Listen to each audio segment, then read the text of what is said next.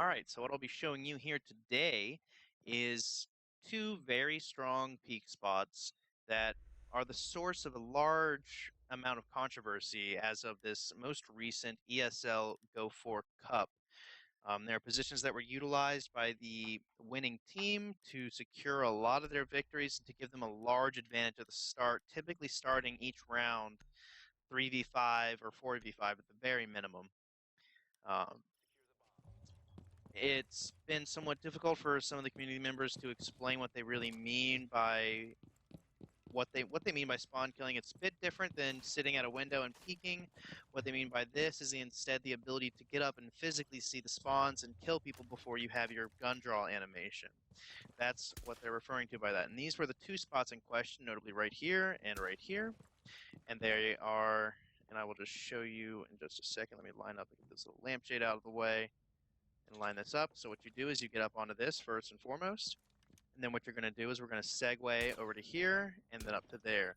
Now this can be done in one quick fluid motion, which I'm going to attempt here. You can do it a little bit slower, but here we go. All right, there we go. We're up on this. You peek out here, and if you notice, you have near, not full visibility, but for the vast majority of the spawns here on the parking spawn, you're going to pick teams off.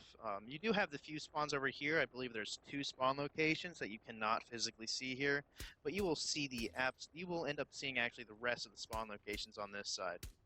And this is a very strong tool once you memorize the individual locations with some testing with teammates or any other players, or just going into casuals and kind of seeing this, or really any other situation. But once you have them memorized, you have the opportunity to be standing here, since it takes about 6 seconds from start to finish once you figure it out.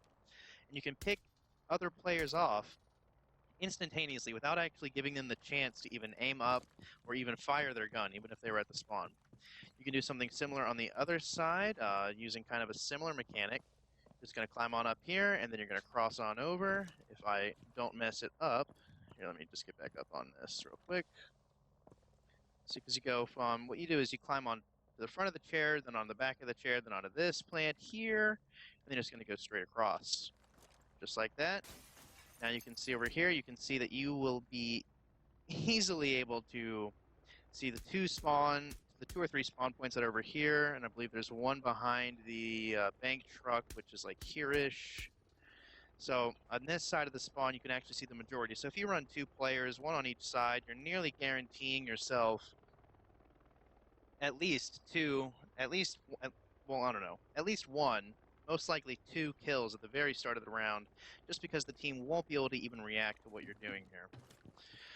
So now, just as a little bonus, something that I found while playing around with those, trying to see how you can get up, is there's another little peak spot over here, which honestly isn't quite as bad. It's mostly a spot that allows you to have some flanking ability on the people going to garage here. It allows you a neat little spot here, just so teams be just a little bit more careful on their garage pushes. It allows you near full visibility of the cop car, where a lot of players like to sit with their drones out, and they're droning out there. You can definitely get some easy kills here, maybe even picking up people off the top of the roof here.